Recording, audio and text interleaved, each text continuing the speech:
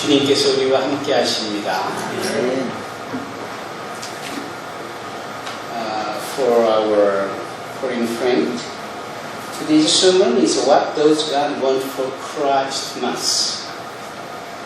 And the very first message is the gospel for every person. And the other one is on evangelical church for every people. And also Christ's right leaders in church.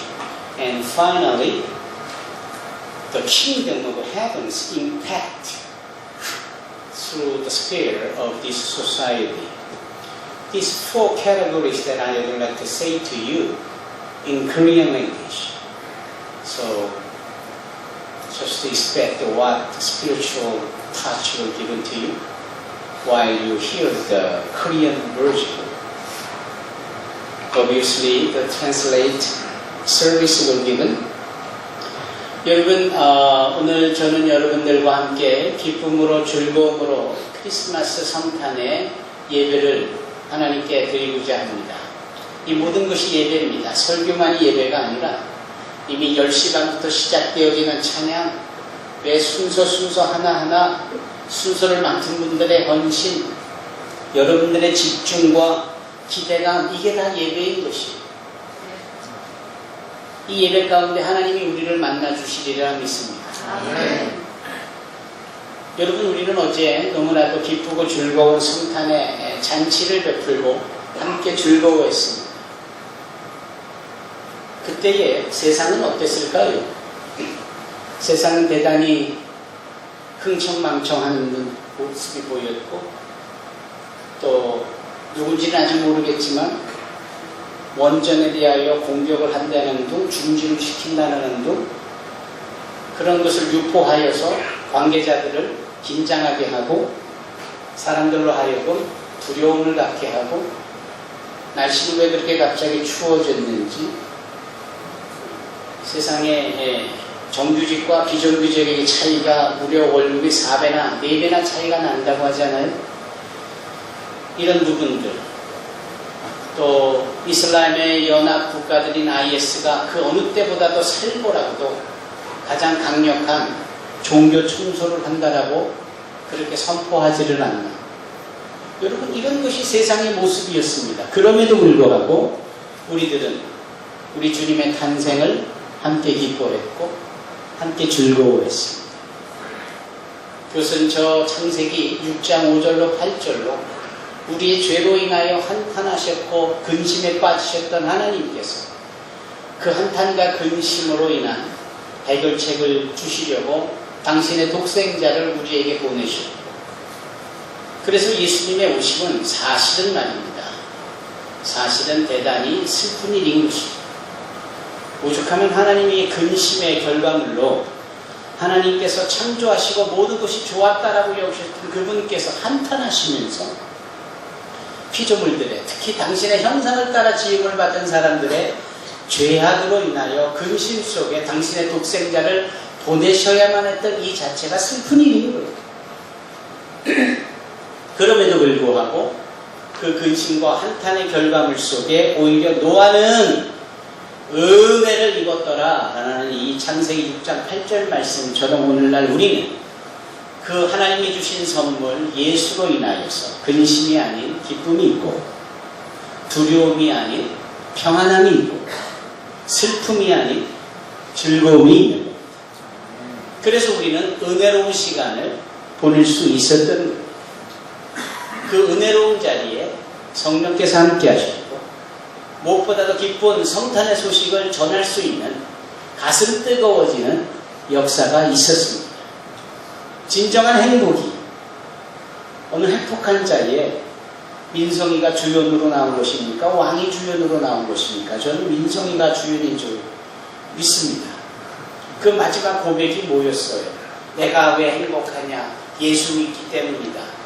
허접하기 그지 이를 데 없는 율동을 하지만 잘 들릴까 말까 한 멘트요 노래였지만 그 내용은 탁월했고 강력했습니다. 내가 행복할 수 있었던 것은, 내가 기뻐할 수 있었던 것은, 내가 즐거워할 수 있었던 것은 예수님 때문이다. 그까지 팬티 하나 갈아입는다고 해결될 일이 아니다라는 거예요. 이게 웬 뚱딴지 같은 팬티 이야기냐고요. 어저께 오신 분들은 다 압니다.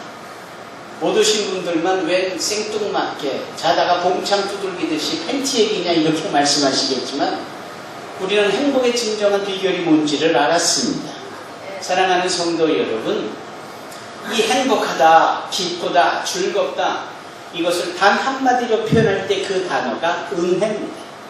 헬라어로 카리스, 은혜, 기쁘고 즐겁고 감사하고 유쾌한 것, 콧노래가 저절로 나오고 걸음걸이가 사뿐사뿐 되어질 만큼 즐거운 게 이게 바로 은혜입니다. 그 옛날 모두가 다 두려움에 근심에 한탄의 대상이 되어질 때 유독 노아만이 은혜의 대상이 되어줄 수 있었던 거죠.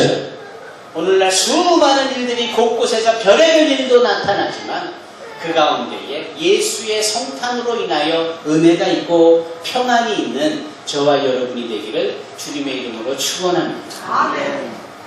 누가복음의 저자인 누가는 탁월한 해안을 가지고 있는 자였습니다.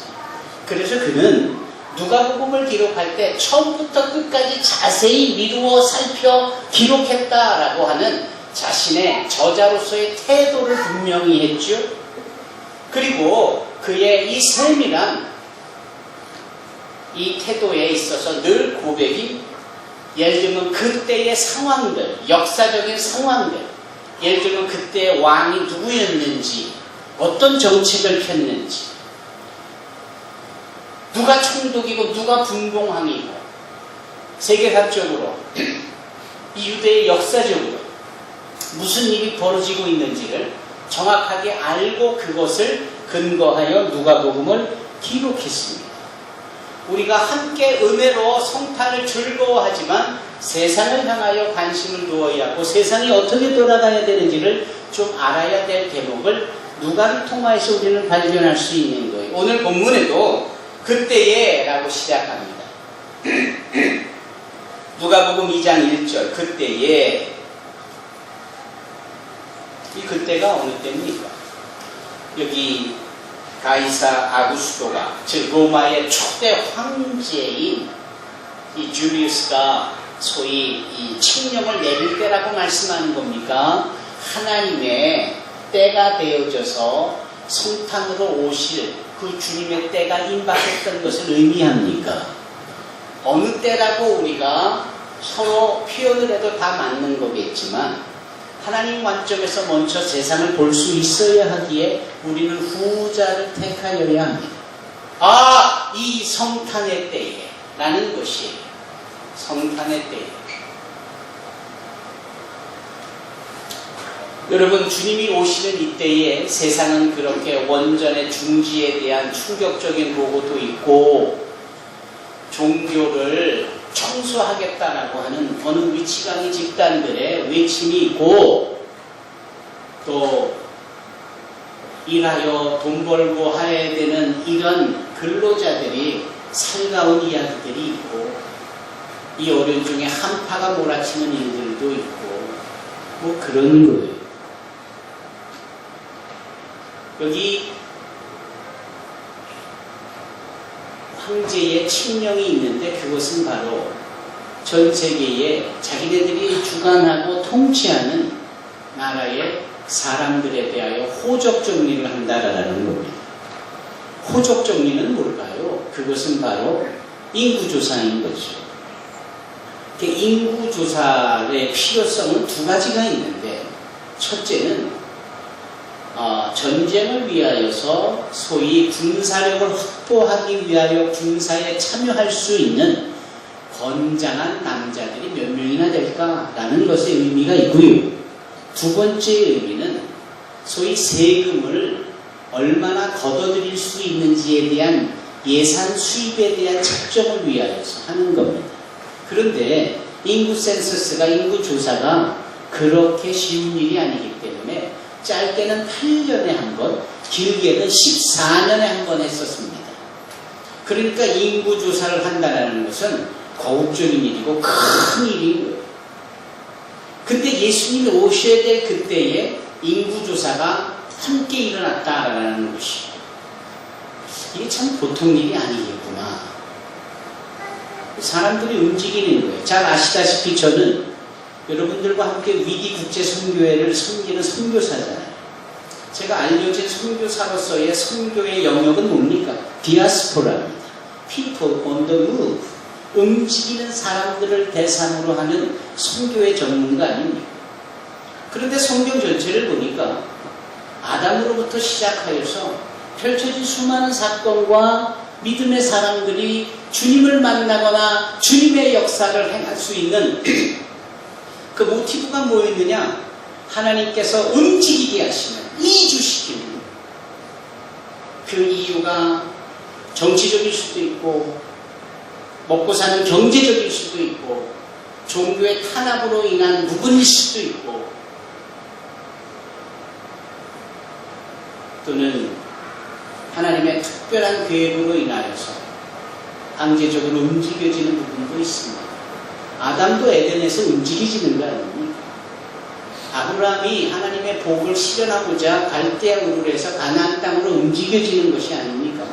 큰 민족을 이루기 위해서 하나님께서 요셉이라는 자를 움직여 애굽에다 박아두시지를 않습니까?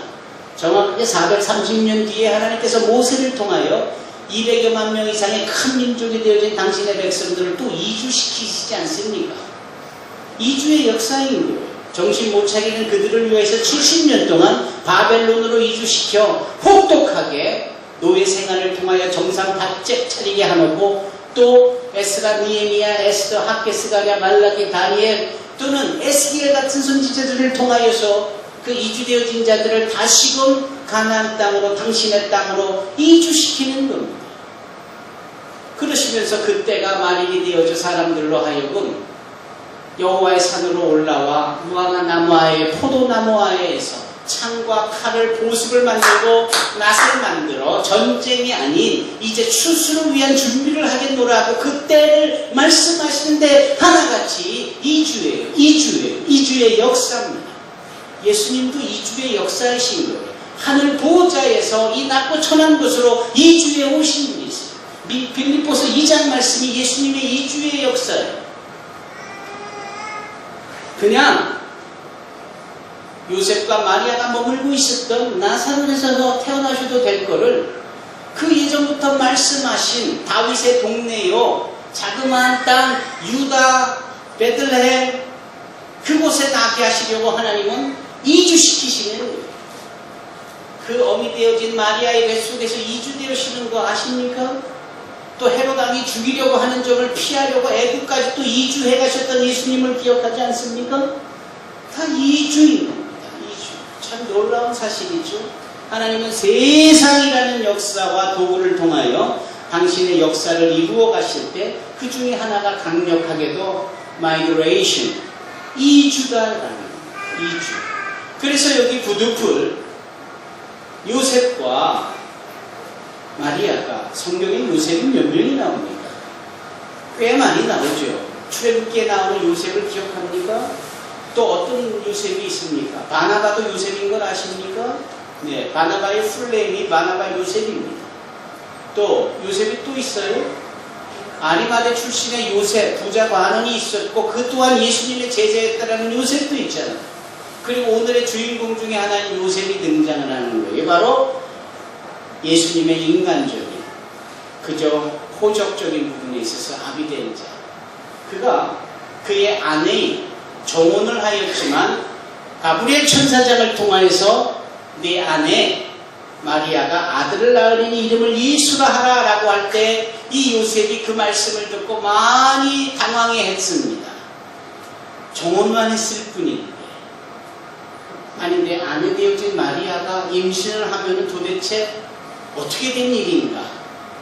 이것을 동네방네 소문을 내면 이 마리아가 곤란한 일을 당할까 조용히 끊고자 하는 대단히 성숙한 모습을 보일 때 가브리엘 천사장이 다시금 나타나서 유진아 뭐라 그러지? 두려워하나? 성령이 임하여 아들을 낳게 되어지는 것이니 너는 그 아들의 이름을 예수라 하라라고 할 때 이 요셉이 그 하나님의 말씀을 듣고 자신의 역할을 쭉 참 시기하잖아요. 참 의로운 사람 요셉입니다. 이 의로운 사람 요셉이 행한 중에 괄목할 만한 것 중에 하나가 이 호적 정리를 하라라는 이 세대에 세상이 요구하는 바를 그냥 수용하는 겁니다. 그리고 아내 되어지는 마리아를 데리고 호적 정리를 하러 가는 거예요. 그리고 자신이 태어난 자신 또한 다윗의 후손이니까 다윗의 마을이라고 여겨지는 그 베들레헴으로 향하여 가는 겁니다. 그런데 그때가 여러분 호적 정리를 해야 될 때니까 너도 나도 다 고향 땅을 찾아야 하는 겁니다. 그러니 사람들이 인산인해를 이루잖아요. 인산인해가 뭡니까? 사람이 산을 이루고 사람이 바다를 이룬 만큼 그렇게 많다라는 거예요. 그리고 지난주에도 잠깐 살펴보았지만 그때가 밤이잖아요. 그 밤이라는 단어를 우리 산소망교회 성도들은 예사롭게 보았습니다.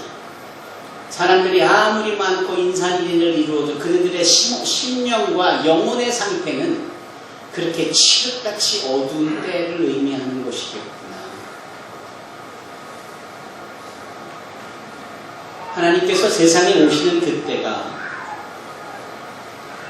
이렇게 죄로 인하여 죄악에 관영하고 당신의 한탄과 근심의 정점에 있을 법한 새카만 밤이었다라는 사실을 우리는 놓치지 말아야 합니다.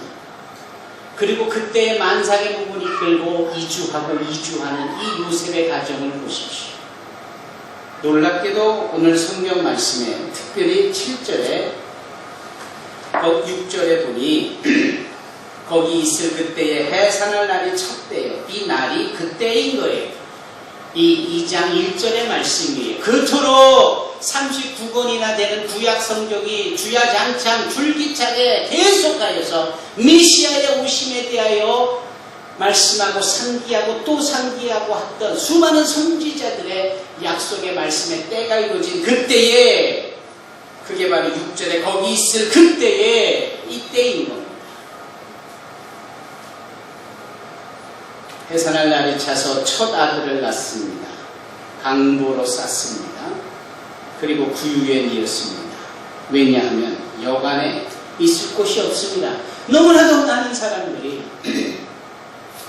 많은 사람들이 움직여지고 잠을 청할 만한 공간이 없는 것이 이건 현실적이고 이건 물질적인 상황에 있어서 우리는 그런가 보다라고 해석하기보다는 왜 그때에 하필 이 선택받은 여인 마리아가 몸을 풀 해산을 조차 할 공간조차 없어야만 했는가?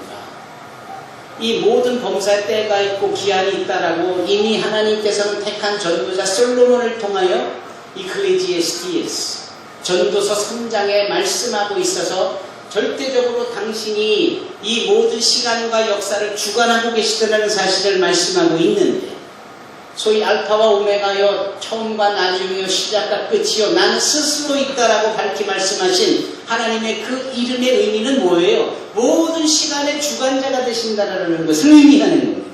그럼 그때에 왜 그토록 당신의 독생자 예수를 보내셔야만 했는데 그때에 그 나아진 자녀가 뉘어질 만한 공간조차 없어서 그저 짐승들이 푹푹거리고 냄새나고 배설을 한 그런 구유 외양간에 그것도 모자라서 비위생적이고 불결하게 여겨지는 구유에 누워야만 했는가? 그것은 분명 하나님의 정하신 계획이 있으시고 이유가 있기 때문이 아니겠습니까? 적어도 우리가 그와 같은 영적인 해석이 필요한 사랑하는 성도 여러분, 저는 임종규 목사님한테 저분이 노래하는 것을 보고 또 한 번 반했는데 저분의 18번이 가시나무입니다. 내 안에 내가 너무도 많아서 당신이 실자리옵나 이걸 부르는데 원래 가수보다 더 은혜롭게 부르어요. 나중에 한번 기회가 되면 2015년 우리 크리스마스 때 한번 들어보자고요. 근데 그 노랫말처럼 우리가 얼마나 나의 에고이즘이 많고 많은지 그 노랫말처럼 내가 너무나 많아요. 내가 너무나 제가 늘 좋아하는 시인 중에 하나가 김남조 시인이라고 그랬잖아요. 그 김남조 시인이 말하는 고백이 뭐예요? 예, 나들. 따라해 보십시다, 나들. 예? 재앙자매도 얼마나 나들이의 재앙인지 몰라. 저렇게 예쁜 천사 같다가도 뭘 시키면은 쿨쑥쿨쑥 화를 내거나 또 다른 재앙의 모습을 제가 많이 봅니다. 우리 예은이 남의 딸을 두고 죄송해요. 내 딸을 두고 말씀을 드릴게요. 우리 예은이가 얼마나 천사 편지 모릅니다. 근데 한편으로는 대단히 귀차니즘도 많고 까칠한 짓이야. 내가 지금 19년째 같이 있고 있는데 또 다른 예언이를 보는 거예요. 우리 각자 개인의 아이덴티티가 말입니다. 자아가 이렇게 많아요. 이렇게 많은 게 나쁘다라는 뜻이 아니라 많았고 말입니다. 적어도 예수님께서 내 안에 와 계시어 머물 수 있도록 그분에게 내 자리를 내어드리는 이것이 필요하지 않습니까? CCC에서 말하는 사용이 The Force Law, Spiritual Law, Gospel Track 그 사용이 복음지에 보면은 의자가 하나 나오지요. 예? 그리고 그 의자 한가운데 두고 그게 우리 마음에 자리 잡고 있는 근데 네가 그 자리에 앉아있고 예수님은 저 바닥에 있다 이런 표현을 하지요. 그것은 잘못됐다라는 거예요. 그 심령의 중앙에 있는 의자에 예수님을 주인으로 모셔드려야 되는 것이다 라는 거죠. 이게 주님을 구주로 인정하고 주님이라고 고백하는 자들의 행위다 라는 거예요. 그때부터 예수님이 나의 인생의 주인이 되어주시는 거죠. 그래서 도마 같은 사도는 나중에 가서 부활하신 주님을 만나고 나서야 나의 주님, 나의 하나님이다 이렇게 고백을 할 정도였습니다. 여러분 이런 것이 우리에게 필요합니다. 우리는 예수님을 믿는 것 같은데도 예수님이 내 안에 거할 자리가 없을 만큼 내가 너무 많아서 나들이라는 거예요. 이게 보통 심각한 문제가 아니잖아요. 그런데 이게 어느 한 개인의 이야기가 아니에요. 이게 모두의 이야기예요. 심지어 교회의 이야기이기도 해요. 그 교회 이야기가 어디서 나오냐면 요한계시록 3장에 나오지 않습니까? 라오디게아 교회에 보내는 성령의 편지 가운데 글쎄 교인들이고 성도들이면 당연히 예수님이 그 교회의 머리이셔야 하고 당연히 몸된 지체로서 서로 연락하는 성도들에게 있어서 예수님은 중심이 되어야 하고 주인이 되어야 하는데 아직도 예수님은 그들의 문 밖에서 그 문을 제발 좀 열어달라고 두드리고 계시는 게 라오디게아 교회의 모습이에요. 그리고 그 라오디게아 뿐만 아니라 등장한 7교회가 오늘날 존재하는 수많은 교회를 예표하는 모습 속에 어쩌면 우리 교회 안에서도 예수님이 머리로 계시지 못하고 주인으로 계시지 못할 때가 많다라는 거예요. 여러분 각자 제 자신들이 주님이라고 주님이 여러분들의 인생의 주인이라고 하면서도 그분에게 인생의 최고의 중요한 결정권이라든지 그분의 주관하심에 대하여 그냥 내가 알아서 할게요 라는 식의 외면한 모습으로 있지는 않습니까? 그러면 주님이 또 오셔서 여러분들 앞에 거하시려고 해도 계실 곳이 없으니 고작 계셔야 될 것이 이렇게 지저분하고 냄새나고 그렇게 구유와 같은 곳이 수밖에 없다라고 할 때 우리는 그 주님을 또 한 번 비참하게 만드는 존재가 아니고 뭡니까? 우리가 성탄의 은혜를 입은 자로서 예수님을 언제든지 맞이하고 환영할 수 있을 만큼 그분의 공간을 예비하고 준비해 드려야 하지를 않습니까?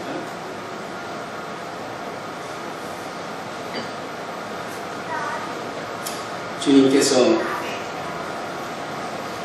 구유에 누이셨다. 이게 표적이라는 말씀을 여기 12절에 행하고 있어요. 아이들이야 태어나면 아이들이야 기억을 못하겠지만 다 베네 쪼그리 같은 것도 입히고 다 그러잖아요.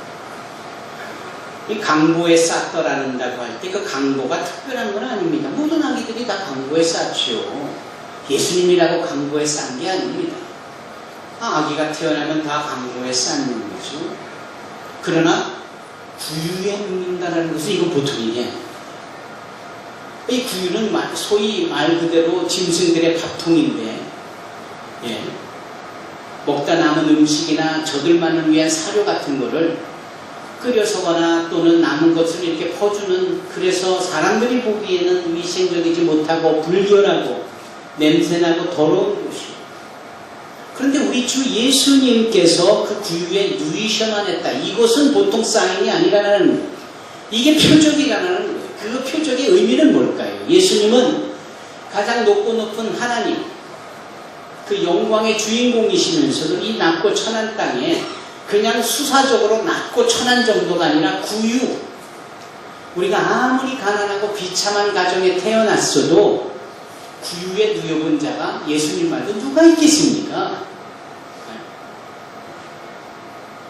이 말씀의 의미는 뭘까요? 예수님은 가장 높으신 분이신데 가장 낮으신 분으로 오셨다라는 뜻이 아닙니까? 그러니 이 목자들에게 그 구유에 누여진 강보에 쌓인 아이를 찾으라. 그것이 너에게 표적이다. 라는 이 표적의 의미는 두 가지겠죠. 예수님의 하나님으로서 얼마나 낮아지실 수 있는지에 대한 확실한 증거로서의 표적. 두 번째 표적은 찾아가봐 쉽게 찾아질 거야. 왜? 구유에 누여진 아이는 없으니까. 예수님 외에는 없으니까. 여러분, 예수님께서 십자가에 달리시게 되어질 즈음에 소위 유월절을 맞이하고 그 유월절의 만찬을 위하여서 제자들로 하여금 그 만찬의 장소를 찾으라고 하잖아요. 당신이 예비해 둔 자를 만나면 그에게 우리가 만찬을 어디에 해야 되느냐고 묻기만 하면 그가 다 인도할 거라고 하지요. 기억나시지요? 근데 그런 사람은 어디서 찾아요? 특징이 뭐였어요? 물동이를 지고 가는 사람, 물동이를 지고 가는 사람. 기억나시죠? 여기서의 사람은 남자를 의미하지 여자를 의미하지 않아요. 물동이는 여자가 지는 거지 남자가 지는 게 아닙니다. 근데 거리에 나갔더니 남자가 물동이를 지고 간다. 이거는 너무 확연하게 쉽게 발견될 수 있는 부분이지. 주님이 주시는 과제는, 주님이 주시는 사명은, 주님이 주시는 일에 대한 의미를 발견하는 것은 이처럼 쉬워요. 뭐 이렇게 복잡하고 어려운 게 아니에요. 여러 것 중에 하나를 고르는데 고민이 되는 이런 부분이 결코 아닌 거예요. 아십니까? 너무나도 쉬운 거예요. 너무나도 쉬운 그것을 우리는 찾지 못한 채 여전히 헤매고 유리할 때가 많죠. 어려워서가 아니라 관심이 없어서. 주님의 관점에서 그것을 볼 수 있는 입장이 못 되기 때문에 그런 거예요.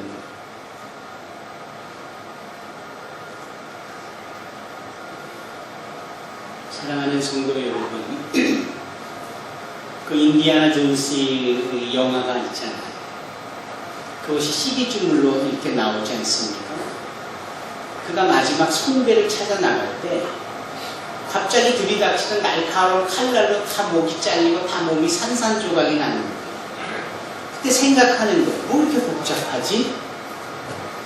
왕 앞에 나가려면 겸손해야 되겠지? 아, 그럼 무릎을 먼저 꿇어야 되는 것이 순서겠다. 무릎을 꿇는 사이에 그 위로 칼날이 지나가는 거예요. 간단한 거예요. 또 나가다가 보이지 않는 절벽이 보이는데 낭떠러지니까 떨어지면 그냥 박살이 나겠죠. 근데 거기를 믿음을 가지고 가라는 거예요. 믿음? 그래, 보지 않고 믿는 게 진짜 믿음이라고 하니까 차라리 바닥을 보지 않고 하늘을 보고 발을 내디디니까 이미 나와 있는, 그러나 눈에 보이지 않는 다리에 그의 다리가 걸쳐지면서 안전하게 걷잖아요. 어려운 것 같아도 대단히 쉬운 게 주님의 일입니다. 여기 가서 태어난 아이를 찾으라 할 때 그 아이가 강보에 쌓여 구유에 누운 것을 찾는 것은 식음죽 먹기입니다. 그렇지 않아요. 여러분, 주님을 어디 가서 찾습니까? 겸손하고 낮은 곳에서 찾아야지. 의리의리한 곳에서 흥청망청대고 명예를 말하고 성공을 말하고 모두가 다 부귀영화를 말하고 그런 곳에서 주님이 찾아질까요? 천만의 말씀. 로마서 5장 12절의 말씀처럼 죄가 있는 곳에 오히려 은혜가 더욱 넘치더라라는 말씀처럼 죄로 신음하고 가난으로 굶주리며 수많은 사람들이 고통받는 그곳에 예수님이 계신 줄로 믿습니다. 오늘날 우리는 어떤 모습입니까? 의리의리해야 되고 수많은 사람들이 모여 함께 만들어내고 연출되어지고 그럴싸하게 꾸며내는 것에서 주님을 찾고자 하는 부분이 없지 않았잖아요. 그러나 주님은 소외된 곳에서 낮은 곳에 계시리라 믿습니다.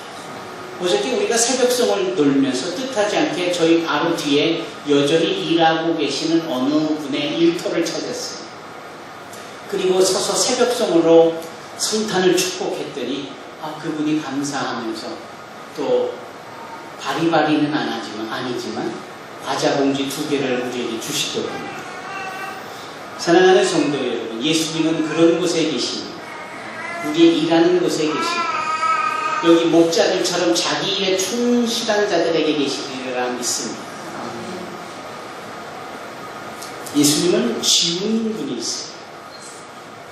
대단히 편하신 분이 있어요. 근데 그 쉬운 게 아니에요. 여러분, 교회가 편하고 은혜가 돼야지 교회가 쉬우면 안 돼요. 교회는 어려워야 되는데 일단 오면은 편안함이 있고 안식이 있고 기쁨이 있고 따뜻함이 있어야 하는 거예요. 그러면 내가 교회를 위해서 뭔가를 하게 되지. 교회가 쉬우면 교회를 막 하게 돼요. 함께 쓰는 물건도 그냥 내가 가져가고 기억도 못하는 일도 생기게 되고 다 함께 먹자라고 하는데 그거 막 싸가는 일도 생기게 되고 이 교회가 어려우면 와서 청소도 하게 되고 내가 꽃밭처럼 가꾸는 일에 내 힘을 더하기도 하게 되어지는데 교회가 쉬어버리면 관심이 없는 거예요. 쓰레기가 앞에 있으면 홀짝 뛰어넘어가기 일쑤입니다. 예수님이 우리에게 그런 쉬운 존재라면 그래서 우리가 기복신앙이라는 말을 통해서 예수님은 우리 멋대로 움직이기를 했던 결과물 속에 우리가 어려움을 당하고 있는 거 아닙니까? 한국교회가. 예수님은 결코 쉬운 분이 아니세요. 그분은 찬양받으시기에 합당하신 분이시고 그분은 위엄과 존귀함을 누리시며 그래서 하박국 선지자의 말처럼 우리는 그분 앞에 다 잠잠히 조용해야 하는 거예요. 왜 성전 안에 들어와서 떠들고 장난하고 농담하고 그래요? 하나님이 쉬워서 그런 거 아닙니까? 하나님이 편해서 내가 기대고 수박은 무거운 짐자는 다 내게 와라 내가 너희를 쉬게 하리라는 그 말씀에 너무 감사해서 겸손하게 이렇게 나를 기대고 쉬고 하는 거야 당연히 은혜지. 그런데 그분이 계신 성전에 뭐 그렇게 큰 소리를 치고 뛰어다니고 어린아이들이야 당연히 철이 없으니까 그럴 수 있고 몰라서 그럴 수 있지. 세상에 집사님들이 권사님들이 그러시면 뭐 어떻게 알아볼 거예요 도대체. 성탄 메시지가 이렇게 이런 식으로 가는 것을 또 처음 들으실 것 같은데 죄송합니다. 그러나 모르겠어요. 저는 원고 없이 설교를 하는 자이기 때문에 그때간때마다 주시는 영감으로 말씀을 전하기 때문에 아마 이것도 필요하리라 생각이 듭니다. 사랑하는 성도 여러분, 제가 중요하게 여기고 있는 부분은 겸손이라는 단어를 지금 나누고 있습니다. 주위에 오신 주님. 그분은 과연 겸손이셨어요. 그래서 아까 우리 외국 성도들에게 오늘 설교 중에 제가 꼭 드리고 싶은 말씀 중에 하나가 Christ-like leaders in church. 교회 안에 예수님을 닮은 리더들에게 이 성탄 메시지를 증거하고 싶다는 것입니다. 또 하나 제가 나누고 싶은 말씀이 있습니다. 그것은 바로 이 천사들과 목자의 관계입니다. 15절로 20절의 말씀이에요. 천사들이 증거하고 전하고 하늘로 올라가죠. 이제는 그 천사가 전했던 내용을 전해야 되는 과제와 사명을 받은 사람들이 바로 목자입니다. 아시다시피 이 목자는 그 밤에도 들여나가 양을 치던 자들이었어요. 밤에 양을 친다. 이게 여러분 뭘 의미하는 걸까요? 이랬습니다. 베들레헴에 대해서 우리가 다윗의 동네라는 측면과 베들레헴에 대해서 우리가 작은 동네 에브라임이라는 정도 그곳에 다윗의 그곳에 또 떡집이라는 이 별명이 붙을 만큼, 그래서 과거를 돌아가 보니까 룻이 나오미 시어머니를 통해서 이 모압 땅에서 돌아온 것도 베들레헴이었고, 그러니까 다윗을 통하여서 여기 요셉과 마리아를 하나님께서 강제로 이주시키셔서 베들레헴에게 오게 하시고 거기서 예수를 낳게 한 이 시작점도 바로 구약성경 룻으로부터 말미암은 것이고, 이것을 가능하도록 룻이라는 여인도 모압 땅에서 이주민 여성으로 이 유대인에게 시집 온 오늘날로 치면 이주민 여성인 거죠. 그 가운데 주님께서 오셨다는 거죠. 그런데 그렇게 의미가 있는 이 베들레헴에 그 당시에 그때라고 시작했던 이 부분에 있어서 이 제사장들은 어떤 식으로 스포일 되어졌었느냐, 어느 정도로 타락을 했느냐, 주님께서 그냥 그 성전을 청소하시겠다라고 환전상을 엎어버리시고 거기에 매어있는 이 짐승떼를 다 풀어내셨던 일을 기억하시잖아요. 편리 위주였다라는 편리 위주. 그래서 그 당시 제사장들은 주님 앞에 조석으로 아침 저녁으로 흠없는 양을 제물로 드리기 위하여 손쉽게 프리미엄급의 양들을 따로 모아서 베들레헴의 목자들을 선정을 해가지고 거기에서 따로 양을 키우도록 한 겁니다. 그래서 목자들은 위에서 내려지는 명령이니까 밤에도 잠을 안 자고 교대로 정말 몸이 피곤해도 그것을 감당하여야만 하는 상황 속에서 밤에도 양을 쳐야 되고 그 프리미엄급의 양, 하나님 앞에 제물로 드려져야 될 양을 치는 일을 해야만 했다는 겁니다. 그런 자들이 세상 죄를 지고 가는 실질적인 하나님의 어린 양을 가장 먼저 듣고 볼 수 있다는 것은 너무나 당연한 일이겠죠. 바로 그 목자들에게, 천사들에게 주어졌던 과제가 전이되어집니다. 천사도 흠모하는 주 예수의 탄생과 아기 예수의 세상으로 왕으로 오셨다는 사실을 증거하고 전하는 일에 대하여 이 목자들에게 그 사명이 주어졌다는 겁니다. 우리 산수만교회 성도들은 다 부지런합니다. 열심히들 일을 하세요. 제가 정말 존경합니다. 정말 열심히들 일을 하세요. 언젠가 김승섭 안수집사님이 새해 들어서 말씀을 뽑는데 네 집에 철이 많을 것이다 이런 거 할 때 제가 깜짝 놀랐어요. 철공소와 같은 이런 기계를 창작적으로 만들어내셔서 늘 그냥 불로 녹이고 그라인더로 깎고 때리고 구부리고 그래서 새로운 기계를 만드는 분인데 저분에게 어떤 말씀을 주실까 그랬더니 세상에 그 새해에 너희 집에 철이 많을 것이다 이렇게 말씀을 주셔서 얼마나 하나님께서 우리의 형편을 자세히 알고 계시는지 이렇게 주시는 말씀을 보면은 각 가정에 주시는 말씀을 너무나도 안성맞춤격의 말씀을 주시는 것을 보고 깜짝 놀라는 겁니다. 하나님께서 말입니다. 여기 목자들을 보고 계시고 알고 계시고 주어진 일에도 최선을 다하는 이들에게 하나님의 영적으로 의미 있는 일을 부여해 주시는 거예요. 작은 일에 충성했더니 큰 일을 맡기시는 거예요. 적은 일에 최선을 다했더니 더 많은 일을 맡기시는 거예요. 이 원리를 아십니까? 달란트를 받아서 그 달란트로 장사를 했더니 2배가 되어질 뿐만 아니라 한 달란트를 더하여 주시는 그 한 달란트는 더 일해라는 뜻이거든요. 정말 목자와 같이 여러분들의 일터에서 최선을 다하여 일하는 자로서 하나님께 인정되기를 바랍니다. 그 일로 인하여서 충성한 일로 하나님께서 생명의 멸관을 여러분들에게 주실 뿐만 아니라 여러분들의 사는 날 동안 아기 예수의 탄생을 증거하고 선포하는 자들로 귀하게 들어 사용되리라 믿습니다.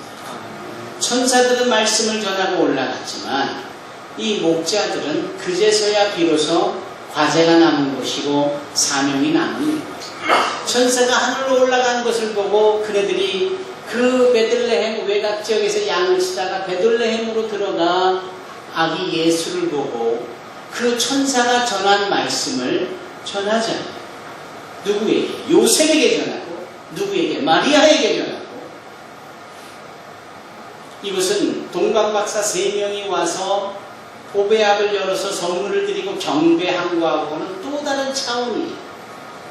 이것은 바로 이 목자들이 선지자들과 같은 존재들이며 오늘날 우리에게 베드로 사도를 통하여서 너희가 택함을 받은 백성이요 왕 같은 제사장이다 라고 말씀하시는 것과 크게 다르지 않는 것. 바로 이들이 그렇게 예수의 탄생에 대하여 본인의 생각이 아니라 하나님이 천사를 통하여 전해드린 말을 그대로 전하지 않습니다. 그랬더니 들은 사람들이 다 놀라는 즈음에 마리아는 마침내 이 모든 일들이 이루어진 것이구나 라고 인정을 하게 되고 깊이 생각하였더라 이렇게 본문 말씀에 기록이 되어 있습니다. 목자들은 이에 대하여서 듣고 본 그 모든 것을 인하여 하나님께 영광을 돌리고 찬송하며 돌아가니라 라고 했습니다. 그네들의 일터로 돌아갔겠죠. 성탄은 오늘로 끝이 날 수 있습니다. 그 사이에 또 연말이 있고 연시가 있고 얼마나 바쁘고 그래서 우리는 성탄의 기쁨을 까마득하게 잃어버릴 수 있을 겁니다만 여기 목자들의 입장을 살펴보십시다. 이들이 듣고 본 바로 인하여서 하나님께 영광을 돌리며 돌아갔다라는 단회적인 사건이었을까요? 이후에 그들은 누구를 만나도 이때의 놀라운 성탄의 소식을 증거하고 전하였을 겁니다. 어쩌면 그들이 예수님께서 이렇게 탄생하시고 30살쯤 되어지기까지 하시며 3년 반 동안의 공생의 사역을 펼치시고 수많은 기사와 이적과 표적을 행하시고 그 예루살렘에서 우리의 모든 죄를 위하여 십자가에 못이 박혀 죽으시고 사흘 만에 부활하셨다는 상황을 다 함께 보고 듣고 경험한 자들이 아니고 이후에 말하고 있는 것처럼 부활하신 주님께서 그 외에도 500여 명에게 그 모습을 나타내셨다라고 했을 때 그 500명 중에 속해 있는 자들이 이 목자들은 아니었습니다. 오늘 찬양 인도자의 고백 속에 2000년 전에 오셨던 예수님의 성탄으로 끝나지만 앞으로 다시 오신 예수님에 대하여서 증거하고 전하는 자들이 되어야겠다라는 이 고백. 이 고백이 저와 여러분들의 2014년 성탄의 고백이 되기를 바랍니다. 이 고백을 주님 앞에 올려드림으로 우리를 사랑하셔서 당신의 독생자를 선물로 주신 이 성탄의 때에 그 외에 감사하여 또한 이 고백으로 하나님 앞에 성탄의 선물을 올려드리는 저와 여러분이 되기를 주님의 이름으로 축원합니다. 기도하겠습니다.